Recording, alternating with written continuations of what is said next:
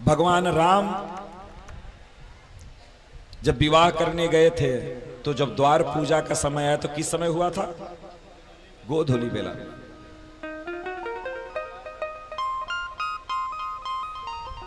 इसलिए गोधूलि बेला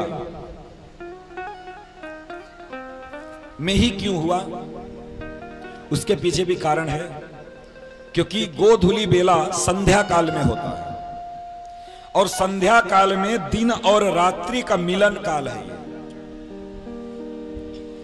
जब दो परिवार मिलते हैं, इधर दिन और रात्रि का मिलन का समय है और उधर दो परिवारों के मिलन का समय होता है। इसलिए जो विवाह द्वार पूजन का जो समय है वो गोधूलि बेला ही सबसे उत्तम समय है। नहीं तो अब तो दोबारा द्वार पूजा असुर बेला में हो रहा है। 12 बजे रात को 12 बजे रात को द्वार पूजा हो रहा है, 12 बजे रात को स्वाहा स्वाहा हो रहा है। तो उस समय देवता नहीं आएंगे, उस समय असुर आएंगे। इसीलिए तो शादी विवाह ज्यादा चल नहीं रहा है, क्योंकि सही समय से विवाह ही नहीं हो रहा है। असुर बेला में विवाह होगा तो जाहिर सी बात है लड़का लड़की का पटेगा नहीं। पंडित जी लिख करके दे दिए कि फलाना बजे से फलाना बजे तक विवाह का समय है और इतना बजे विदाई का समय है। पता लगा उतने बजे बारात ही नहीं पहुंची है, तो कब ब्याह कैंसिल हो जाएगा। कर रहे हैं लोग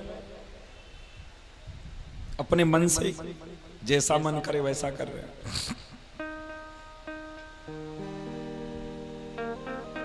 इतना पवित्र समय होता है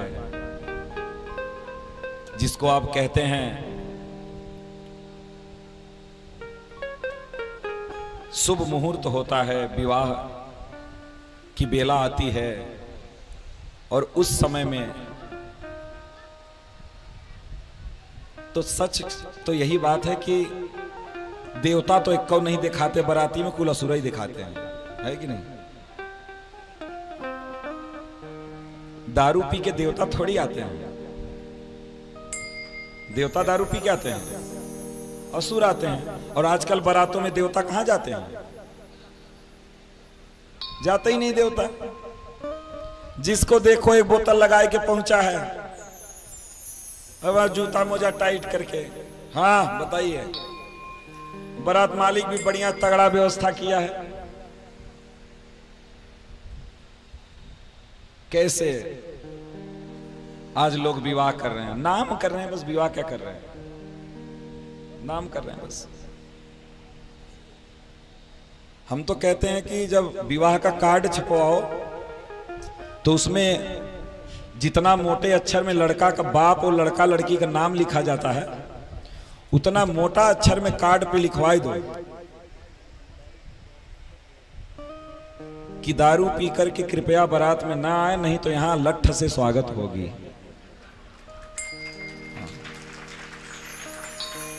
लिखवाए दे पहले से, ऐसा कोई ना कहे कि भैया हमको सूचना नहीं थी, हम चले आए गलती से।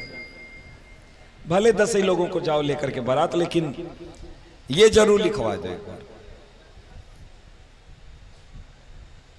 तो इन सब चीजों का हम लोगों को ध्यान देना चाहिए। ऐसे शुभ मुहूर्त में हमें ये सब चीजें नहीं करना चाहिए, कोशिश नहीं करना चाहिए। सारे काम ही उल्टे हो रहे हैं विवाह शादी में आजकल, सारे काम ही उल्टे हो रहे हैं।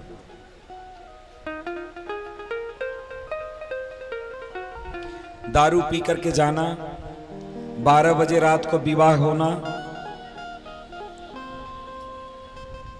बारात में नाच करवाना, ये सब विपरीत ही तो है। जो नहीं करना चाहिए वही बारात में किया जा रहा है।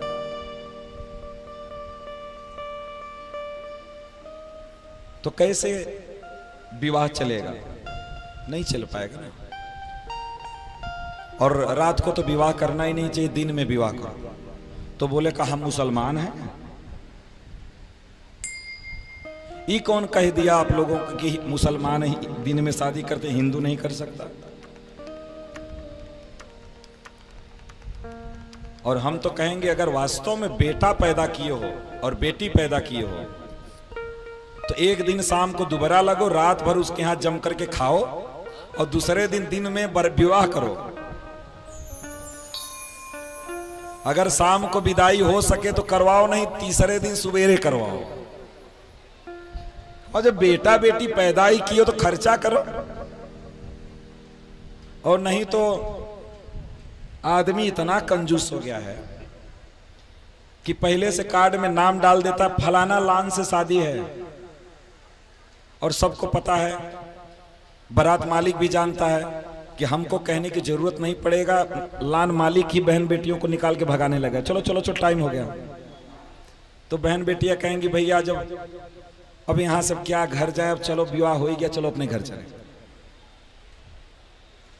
आज विवाह के एक दिन पहले और विवाह के एक दिन बाद लड़की या लड़के के घर आप जाकर के देखो, आपको महसूस भी नहीं होगा कि कल इसके घर शादी है या कल हुई है शादी, महसूस भी नहीं होगा आपको।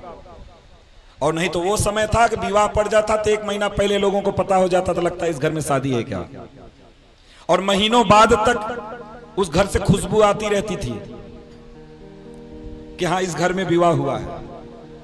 समय था एक जब लोग विवाह वास्तव में किया करते थे।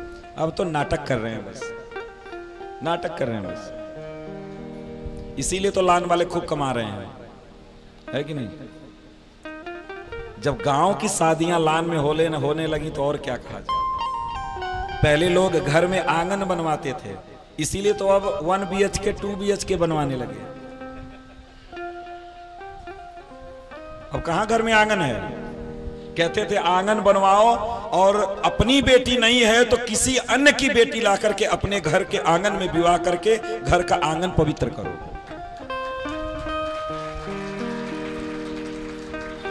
वो पवित्रता कहां चली गई भाई, कहां चली गई।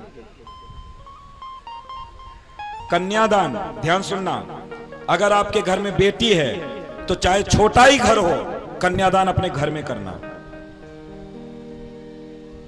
छोटा ही घर हो, कन्या अपने घर में करना।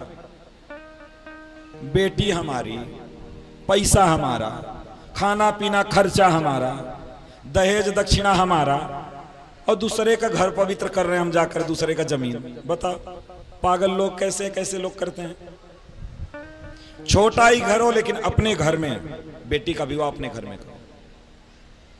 दूसरे के घर से कन्यादान नहीं करना चाहिए। अपने घर में कन्यादान करो, अपने घर से विदाई करो अपनी बेटी का।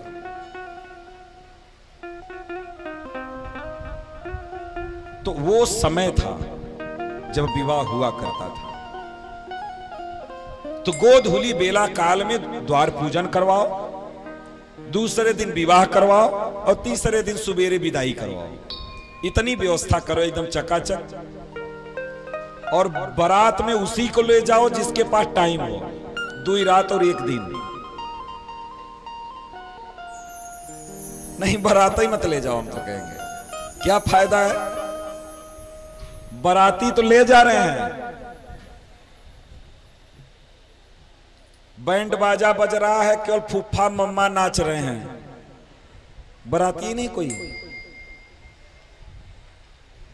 और जितने लोगों को निमंत्रण मिला था इधर बफर में उड़ा रहे हैं। अभी द्वार पूजा हुआ नहीं, इधर भोजन शुरू। खाए पी लिए, बोले लड़का का पिताजी कहाँ है, थोड़ा उनको दिखा देते कि हम आए थे। और जैसे ही दुबरा लगे वैसे पिताजी से हाँ हाँ ठीक चलो। दुबरा के बाद एक को बाराती नहीं। बताओ, कुछ दिन और रुक जाओ, ये बंद हो जाएगा, विवाह ही बंद हो जाएगा। कुछ दिन के बाद 10-15 साल के बाद विवाह ही बंद हो जाएगा। न लड़का विवाह करेगा न लड़की विवाह करेगा, ये देख लेना आप। वैसे भी करके क्या लाभ है, कोर्ट में जब जाके जवाब देना है तो करके लाभ क्या है फिर, ऐसे ही ठीक है।